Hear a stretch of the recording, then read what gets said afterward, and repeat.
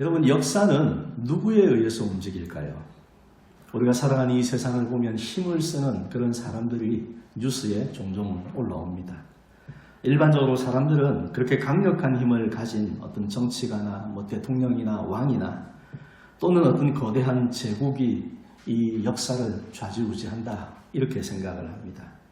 오늘 본문 가운데 보면 그 당시에 최고의 권력자 중에 한 사람인 이 바로 왕이 등장합니다. 그는 명령 하나로 한 민족의 생사를 좌우할 수 있는 그런 힘이 있는 사람이었습니다. 그런데 여러분, 성경은 이 거대한 제국의 통치자인 바로의 이름은 기록하지 않습니다. 그 바로의 이름을 밝히지 않고 아주 작고 연약해 보이는 두 여인의 이름을 기록하고 있습니다. 히브리 산파 시브라와 부아라는 사람입니다. 세상의 눈으로 보면 왕과 비교될 수 없는, 정말로 보잘것없는 그런 산파에 불과했지만 하나님의 눈에는 그들이 역사의 물줄기를 바꿀 수 있는 주인공들입니다. 하나님이 그들을 사용하신다는 거죠. 오늘날도 마찬가지입니다. 세상은 힘 있는 사람, 똑똑한 사람을 찾는다고 말하지만 하나님은 하나님이 쓰실 수 있는 한 사람을 찾고 계십니다. 똑똑해서 쓰임 받는 게 아닙니다. 우리가 유능해서만 쓰임 받는 게 아니라는 겁니다. 하나님은 어떤 사람을 통해 생명의 역사를 써내려가기를 원하시는지 우리 오늘 말씀을 통해서 함께 발견하는 이 시간이 되시기를 간절히 축원합니다. 자, 하나님이 쓰시는 사람 첫 번째는 세상보다 하나님을 더 경외하는 사람을 사용하십니다. 한번 읽어봅시다. 세상보다 하나님을 더 경외하자. 자, 16절입니다. 이르되 너희는 히브리 여인을 위하여 해산을 도울 때에 그 자리를 살펴서 아들이거든 그를 죽이고 딸이거든 살려두라. 우리가 창세기에서 출애굽기로 이 역사가 이어져 가는 것을 성경이 보여준다는 것을 압니다. 그래서 창세기에서 요셉이 애굽의 총리가 되었고 그를 통해서 그의 모든 가족들, 가나안 땅에 살던 가족들이 애굽으로 이주했습니다. 애굽에 정착해서 살게 됩니다. 그리고는 세월이 많이 흐르면서 이스라엘이 이제는 큰 민족이 될 만큼 많은 숫자가 이렇게 이루게 되었습니다.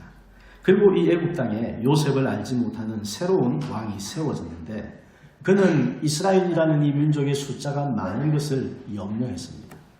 혹시라도 그들이 반란을 일으킬 수도 있고 아니면 어떤 그런 일들이 있을 때 우리와 반대되는 편에 서서 나의 왕권을 위협하지 않을까, 이런 마음이 있었습니다. 그래서 어떻게 하든지 그들의 수를 줄여야 되겠다, 이 마음을 가진 겁니다. 오늘 본문은 바로 그런 흐름에서 나온 내용입니다. 우리 15절과 16절을 한번 같이 읽어보겠습니다. 애굽 왕이 히브리 산파 시브라라 하는 사람과 부아라 하는 사람에게 말하여 이르되 너희는 히브리 여인을 위하여 해산을 도울 때에 그 자리를 살펴서 아들이거든 그를 죽이고 딸이거든 살려두라. 애굽 왕 바로가 히브리 여인들을 돕는, 출산을 돕는 산파를 불렀습니다. 시브라와 부아라고 합니다. 그리고 그들에게 명령을 내렸는데 히브리 여인의 출산을 도우러 갈 때 태어나는 아이가 남자아이면 산파가 출산을 도울 때 산모보다는 이 산파가 먼저 아이를 보겠죠. 그래서 그 아이가 남자아이면 그 자리에서 죽이라는 명령을 내린 겁니다.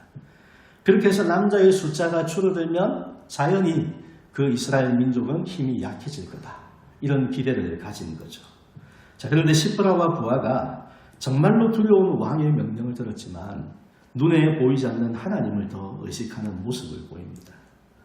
여기서 우리가 하나님이 쓰시는 첫 번째 그 사람의 모습을 볼 수 있습니다. 하나님이 쓰시는 사람의 첫 번째 자격은 뭐냐? 실력이나 지위가 아닙니다. 그 삶에 어떤 결정을 내릴 때 우선순위가 하나님을 향하여 있는 사람, 코람데오라고 하죠. 하나님 앞에서의 신앙을 가지고 있는 사람입니다. 내가 이 문제를 하나님 앞에서 어떤 것을 선택하는 것이 바른 것인가, 이 믿음을 가진 사람이라는 거죠. 다니엘서를 보면 다니엘의 세 친구 이야기가 나옵니다. 다니엘도 하나님이 쓰신 특별한 그런 사람이지만 세 친구들도 그 믿음이 만만치 않았는데 바벨론의 느부갓네살 왕이 커다란 금신상을 만들고는 모든 백성에게 그 신상 앞에 절하라는 명령을 내렸습니다. 그리고는 누구든지 이 명령을 어기면 풀무불이죠. 여러분, 이 용광로, 쇠를 녹이는 그 뜨거운 풀무불 속에 던져서 태워버리겠다, 이런 명령을 내린 겁니다. 그리고 이제 나팔을 불 때 모든 백성이 그 앞에서 이렇게 절을 하는데 이 다니엘의 세 친구가 절을 하지 않는 겁니다.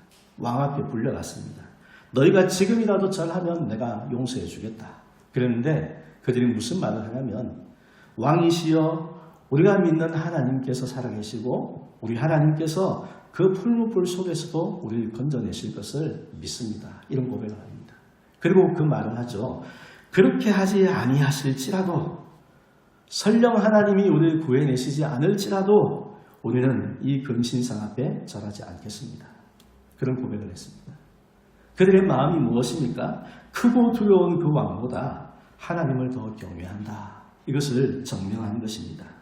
우리 비슷한 내용을 보여주는 말씀이 있는데 사도행전 4장 19절을 한번 보겠습니다. 베드로와 요한이 대답하여 이르되 하나님 앞에서 너희의 말을 듣는 것이 하나님의 말씀을 듣는 것보다 옳은가 판단하라. 예수님의 제자들이죠. 예수님의 제자들이 사실은 예수님이 십자가에 달리실 그때만 해도 다 도망치는 겁쟁이들이었습니다. 하지만 예수님이 약속하신 성령을 기다리고 성령님이 이 땅 가운데 오셔서 그들의 마음을 충만하게 주장하시니까 담대함을 가지고 거리로 뛰쳐나가 복음을 전했습니다. 그리고 이 사도행전 4장에 보면은 안전뱅이 한 사람을 고쳐주는 기적의 역사가 있고 그 기적으로 사람들이 이 사도들에게 주목하고 있을 때 그들은 자기들의 이야기를 하는 것이 아니라 예수님의 이름을 사람들 앞에 전한 겁니다. 예수 그리스도의 이름을 전하는 그것을 이 공회가 마땅치 않게 여기고 두 사람을 잡아갔습니다. 이 공회는 그 당시에 유대 사회에서 가장 힘있는 세력입니다. 그들이 어떻게 말하면은 백성들이 다 그 말에 끌려갈 수 있는 힘을 가진 사람들인데 그 앞에서 어떤 얘기를 했습니까? 너희가 다시는 예수의 이름으로 말하지 말아라.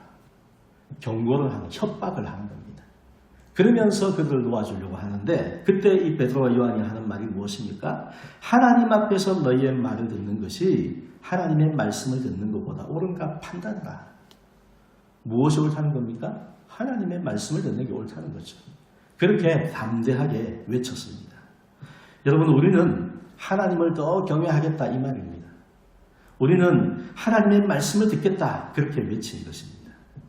우리가 세상을 살다 보면 세상의 어떤 분위기나 어떤 규칙이나 기준이 우리 하나님의 말씀하고 부딪힐 때가 있습니다. 여러분, 그때 누구의 말을 들을 것인가? 우리가 살면서 항상 가져야 될 질문입니다. 나는 그냥 아무런 그것 없이 그냥 세상이 하는 대로 따라갈 건가? 아니면 여기에 대해서 하나님의 말씀을 생각하고 그 말씀 앞에서 바른 결단을 내리며 살아갈 건가? 우리 스스로의 마음속에 항상 이 질문을 품고 있어야 됩니다. 그렇게 살아가는 사람이 하나님이 쓰시는 사람이라는 겁니다.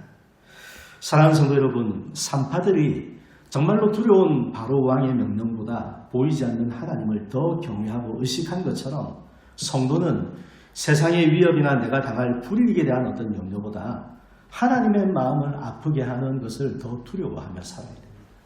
그게 하나님을 경외하는 마음이 있는 사람입니다. 내가 이런 일을 할 때 하나님께서 어떻게 그 일들을 보실까?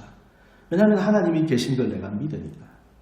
하나님을 앞에서 내가 하나님을 바르게 섬겨야 되겠다라는 마음이 우리 안에 있기 때문에 그런 마음을 가지고 살게 되는 겁니다. 눈에 보이지 않지만 늘 함께 계시는 하나님을 생각하며 살아가는 성도가 되시기를 바랍니다.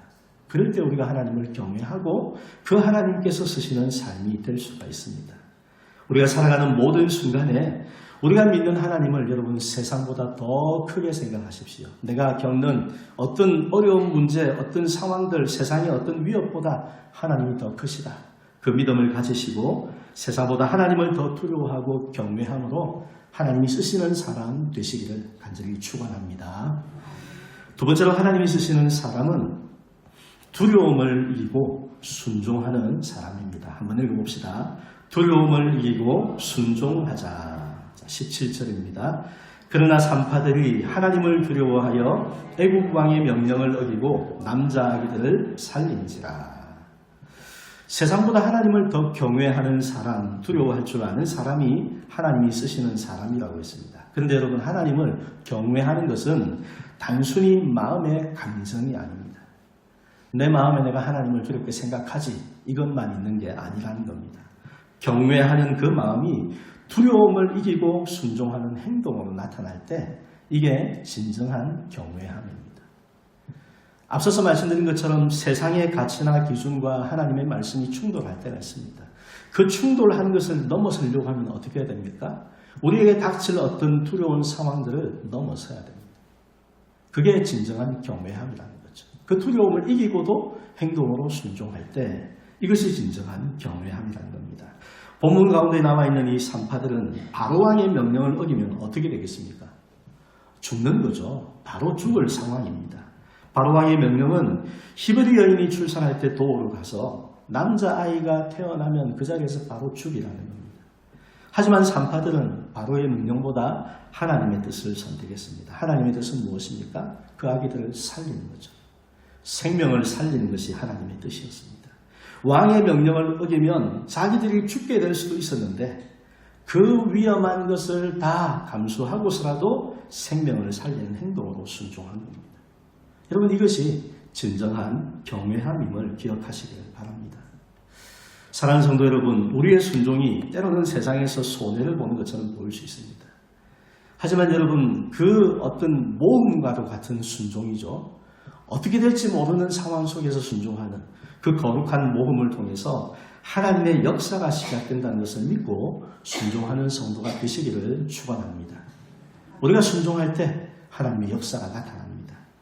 에스더서를 보면 유대민족이 그 땅 가운데 남아서 페르시아 제국의 어떤 디아스포라라 그러죠. 본국에 돌아오지 않고 이방 땅에 남아서 살던 유대인들이 있었는데 그 유대인들이 하만이라는 악한 사람의 계략으로 다 죽을 위기를 만났습니다. 그때 에스더가 자기 삼촌의 부탁을 받고는 내가 죽으면 죽으리이다. 그런 결단을 가지고 감히 두려움을 무릅쓰고 왕 앞에 나아갔습니다. 왜냐하면 그때 당시에도 누구든지 왕이 부르지 않았는데 그냥 왕 앞에 나가면 왕이 기분이 나쁘면 다 죽일 수 있는 상황이었거든요. 왕비라고 해도 예외가 아니었습니다. 그런데 30일 동안 왕이 부르지 않았는데 그런 상황 가운데에서 에스더가 죽으면 죽으리이다. 이 마음을 가지고 왕 앞에 나아간 겁니다. 여러분, 그 결과가 어떻게 됩니까? 유대인들의 생명을 살리는 결과가 되죠. 오늘 말씀 속에 바로 왕의 명령을 거부한 산파들의 순종도 마찬가지입니다. 그들이 두려움을 무릅쓰고 순종함으로 행동함으로 생명을 살리는 남자아기들의 생명을 살리고 이스라엘 민족을 살리는 그와 같은 역사가 되었습니다. 산파들도 에스더도 그 상황이 크게 두려웠을 겁니다. 내가 죽을 수 있다 그 마음이 왜 안 들었겠습니까? 우리가 생각할 수 있는 두려움에 비하면 비교할 수 없는 엄청난 큰 두려움이죠. 그러나 두려움을 이기고 순종했습니다. 순종은 두려움이 없는 상태가 아닙니다. 여러분, 순종은 아무것도 두렵지 않아서 그냥 할 수 있는 이런 거라고 생각하시면 안 됩니다. 두렵습니다. 두려움이 있지만 두려움에도 불구하고 하나님의 선하심을 믿고 하나님의 역사하심을 믿고 행동하는 것이 이게 순종입니다. 히브리 산파들은 그와 같은 순종을 보여주었습니다. 제2차 세계대전 당시에 코릴텐붐 여사라는 분의 이야기가 있습니다. 당시 전쟁을 일으킨 이 독일 나치가 마치 바로왕이 하는 것처럼 유대인들을 학살하라는 명령이 있었습니다. 그런데 그 명령에 불복종하고 자기 집에 비밀스러운 공간을 만들어서 유대인들을 감추어 주었습니다. 생명을 구한 거죠. 그 결과로 결국 발각되어서 그도 수용소에 갇혔지만 그러나 코릴텐붐 여사는 생명을 살리는 일이 하나님의 뜻이라는 것을 확신하고 행동을 했습니다. 여러분, 이게 순종입니다. 두렵지 않아서 하는 것이 아니고 나한테 아무런 해가 없을 거기 때문에 하는 게 아닙니다. 그건 세상 사람 누구나 할 수 있는 거죠. 순종이라는 건 두려움에도 불구하고 하나님의 선하심을 믿고 행동하는 것이 순종입니다. 히브리 남자아이들이 살아있는 것을 바로왕이 알게 됩니다. 그리고는 산파들을 불러서 그들을 질책합니다. 여기에 대해서 어떤 대답이 나오냐에 따라서 죽을 수도 있습니다. 너희가 어찌하여 남자아이들을 살렸느냐. 그런데 19절에 이렇게 말을 합니다. 산파가 바로에게 대답하되 히브리 여인은 애굽 여인과 같이 아니하고 건장하여 산파가 그들에게 이르기 전에 해산하였더이다 하매. 상황적으로 조금 이렇게 상상이 됩니다. 애굽 여인들은 집에 있는 사람들이었을 거고 히브리 여인들은 강제 노역으로 밖에서 일을 하면서 그렇게 사는 사람, 한마디로 건설 현장에서 일하는 여인들입니다. 그렇다면 누가 더 건강하겠습니까? 활동이 많은 히브리인들이 더 건강할 수 있다는 거죠. 이런 것을 이유로 들어서 우리가 소식을 듣고 가보니까 벌써 아이가 태어나 있었습니다. 이렇게 이야기를 한 겁니다. 한편으로 보면 지혜롭게 잘 말했다 생각할 수 있습니다. 그런데 여러분, 바로가 이 말을 듣고 어떻게 생각을 했을까? 우리가 한번 보아야 됩니다. 바로는 뭐든지 자기 마음대로 할 수 있는 자리에 있는 사람입니다. 조금만 기분 나쁘면 그게 그냥 쓸데없는 변명으로 여겨질 수 있고, 그러면 당장 죽일 수 있는 거죠. 그러나 이 대답을 했고 하나님께서 은혜를 베푸셨습니다. 20절에 하나님이 그 산파들에게 은혜를 베푸시니, 이 말씀이 붙어 있습니다. 여러분, 우리가 지혜롭게 잘 해결해 나간다 생각할 때에도 그것이 하나님의 은혜인 줄 알아야 됩니다. 우리에게 그런 지혜를 주시는 분도 하나님이시기도 하고, 우리는 나름대로 한다고 했지만 사실은 별로 시럽지 않은 거였는데 하나님이 은혜를 베푸셔서 통하게 만들어주시는 일들이 오히려 우리의 삶 속에는 더 많습니다. 하나님을 경외하는 사람이 두려움을 무릅쓰고 믿음으로 순종할 때 하나님께서 지혜도 주시고 그 지혜가 통하게 만들어도 주시고 위기 속에서 지켜도 주시는 하나님이시다. 그것을 말씀을 통해 보여주는 겁니다. 사랑하는 성도 여러분, 오늘 우리에게도 생명을 살리는 중요한 일이 있습니다. 제가 무엇을 이야기하겠습니까? 다가오는 VIP 초점주일이죠. 우리도 역시 생명을 살리는 일을 하는 겁니다. 오늘 주보에 여러분 이 봉투가 하나씩 들어있을 겁니다. 봉투 안에 보면 초청장이 있습니다. 초청의 문구도 있고 언제 이걸 합니다. 꼭 오시면 좋겠습니다. 그런 초청의 문구가 있는데 여러분 정성스럽게 잘 전해주시기를 바랍니다. 우리가 초청주의를 앞두고 전도할 대상자에게 다가가는 것이 어떤 면에서는 우리의 마음에 거절에 대한 두려움을 줄 수도 있습니다. 내가 건넸는데 안 오겠다 하면 어떡하지? 그런 마음이 들 수 있습니다. 그런데 여러분, 하나님이 원하시는 생명을 살리는 일에 순종할 때 하나님이 일하실 것을 믿으시기를 바랍니다. 내가 잘해서 꼭 되게 할 거야, 이게 아닙니다. 물론 우리는 열심히 잘하려고 해야 됩니다. 자, 칼럼을 쓴 것처럼 이렇게 조금 더 세심하게 해봅시다 하는 것처럼 정성스럽게 잘 해봐야 됩니다. 그러나 여러분, 하나님의 역사를 믿고 하는 거지 내가 반드시 이룰 수 있다 그래서만 하는 게 아닌 것을 알아야 됩니다. 적어도 한두 사람씩 마음에 정해서 기도하면서 꼭 초청하시기를 바랍니다. 저는 이것이 하나님이 여러분을 세워가시는 기회도 되고 우리 교회를 세우시는 기회도 되고 또 누군가 이것을 듣고 그 초청에 의해 나오는 사람이 있다면 그 사람을 살리는 기회도 되도록 복합적으로 역사하신다 생각을 합니다. 하나만 생각하지 말라는 겁니다. 왜냐하면 결과는 우리가 알 수 없기 때문입니다. 내가 정성을 다 쏟고 그렇게 정말 관심을 보이고 초청을 했는데도 혹시 안 올 수도 있습니다. 그렇지 않습니까? 그러나 여러분, 그 결과에 대해서 염려하지 마십시오. 중요한 것은 순종하는 겁니다. 순종하면 하나님의 역사는 일어나는 것이고 순종함으로 우리에게 하나님의 선한 역사가 나타나고 그 사람에게도 하나님의 선한 역사가 나타납니다. 그것이 꼭 이번 초청주의를 온다 이 결과가 아니더라도 선한 역사는 반드시 일어난다는 겁니다. 그래서 하나님이 일해가심을 우리 서로가 경험하게 될 거다. 여러분, 그 기대를 가지고 하시는 겁니다. 두려운 마음을 이기고 믿음으로 순종하는 겁니다. 역사하실 하나님을 믿고 순종함으로 생명을 살리는 이 귀한 일에 우리 하나님이 쓰시는 복된 성도가 다 되시기를 간절히 축원합니다.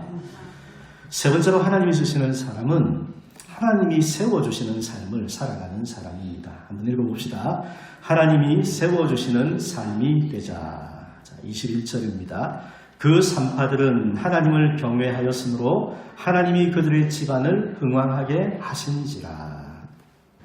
산파들은 두려운 왕의 명령보다 하나님을 더 경외했습니다. 그리고 경외하는 그 마음을 가지고 눈앞에 있는 현실의 두려움을 이기고 행동으로 순종했습니다.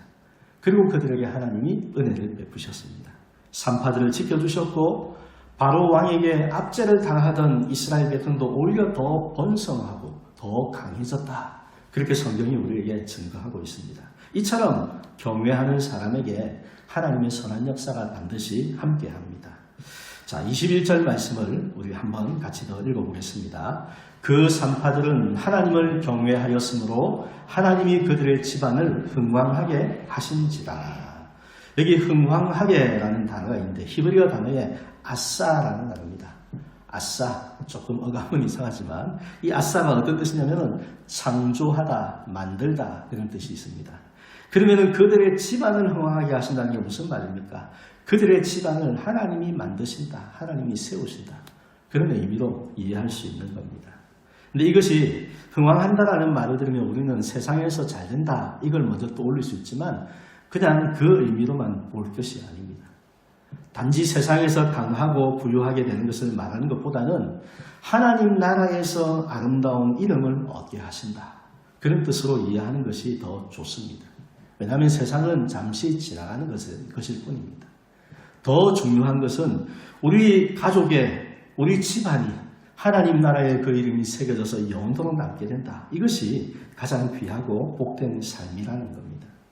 산파들의 집안을 흥왕하게 하셨던 것처럼 우리가 하나님을 경외하고 하나님의 일을 먼저 하는 삶이 될 때 하나님이 우리의 인생과 우리의 가정을 책임져 주신다. 그런 말씀입니다. 내가 나를 세우려고 발버둥 치는 그런 삶이 아니고 하나님이 세워주시는 인생이 가장 복된 인생입니다. 우리 말씀을 한 것 보겠습니다. 사무엘하 7장 16절입니다. 내 집과 내 나라가 내 앞에서 영원히 보존되고 내 왕위가 영원히 견고하리라 하셨다 하라. 다윗이 온 이스라엘을 통치하는 왕이 되고 그리고 자기의 왕궁을 건축을 했습니다. 그런데 왕궁을 건축해 놓고 나서 보니까 하나님의 그 괴를 모실 성전이 아직까지 없다는 것. 그때까지만 해도 성막이죠. 회막이라는 걸 해서 천막 속에 두고 있었기 때문에 그것을 보는 그의 마음이 너무 안타까웠습니다. 그래서 하나님의 괴를 모실 수 있는 성전을 건축을 해야 되겠다 이 소원을 가졌습니다. 그런데 하나님이 그 마음에 하나님을 경외한 것을 보시고는 선지자를 보내서 말씀을 하시는데 도리어 내가 다윗 너를 위하여 집을 짓겠다. 내가 너의 가문을 세우겠다. 이런 약속을 그에게 주셨습니다. 여러분 이것이 하나님이 우리에게 주시는 은혜입니다. 우리가 하나님을 경외하고 우리가 하나님을 위하면 오히려 하나님께서 우리를 위하여 주시겠다. 다윗에게 주신 약속처럼 우리의 삶 가운데에도 그렇게 세워주시는 역사가 나타난다는 것을 믿으시기를 바랍니다. 우리 하나님께 쓰임받는 인생이 가장 복된 삶입니다. 하나님께 쓰임받는 삶은 단지 고생으로 끝나는 것이 아닙니다. 하나님이 부어주시는 풍성한 생명의 복을 누리며 사는 삶이 됩니다. 영원토록 우리의 집안을 세워주시는 그와 같은 복을 받게 되는 것입니다. 오늘도 하나님은 우리 가운데 살아계십니다. 하나님이 무엇을 원하십니까? 우리가 진정으로 하나님을 경외하는 사람이 되기를 원하십니다. 마음의 감정으로만 아니고요. 삶으로 행동하며 순종하는 그 사람을 찾으십니다. 그리고 그와 함께 하시고 풍성한 생명으로 역사하여 주실 것입니다. 여러분 이 믿음을 가지고 하나님이 세워주시는 가장 복된 삶을 살아가시기를 축원합니다. 말씀을 정리합니다. 오늘 본문 가운데 두 산파의 작은 순종이 이스라엘 민족을 지켰습니다. 그리고 여러분 이것이 더 큰 일로 이어졌는데 그 민족의 줄기를 통해서 인류의 참된 구원자이신 예수 그리스도가 이 땅에 오셨습니다. 사탄은 바로 왕의 입술을 빌려서 생명의 대를 끊으려고 하는 겁니다. 계속해서 그런 일들을 하는데 예수님이 태어날 당시에도 헤롯 왕을 통해서 그 일대에 태어난 아이들을 다 죽이게 하는 결국 다 사탄이 하는 일입니다. 하나님의 구원의 역사를 끊어내려고 하는 건데 그러나 하나님을 경외하는 여인들을 통해서 하나님은 구원의 길을 예비하셨습니다. 그 일들을 이루어 가셨습니다. 오늘 우리가 드리는 순종이 작아 보일지라도 여러분 그 작은 순종이 하나님의 거대한 구원 계획의 통로가 된다는 것을 믿으시기를 바랍니다. 우리가 하는 것 절대 작은 게 아닙니다.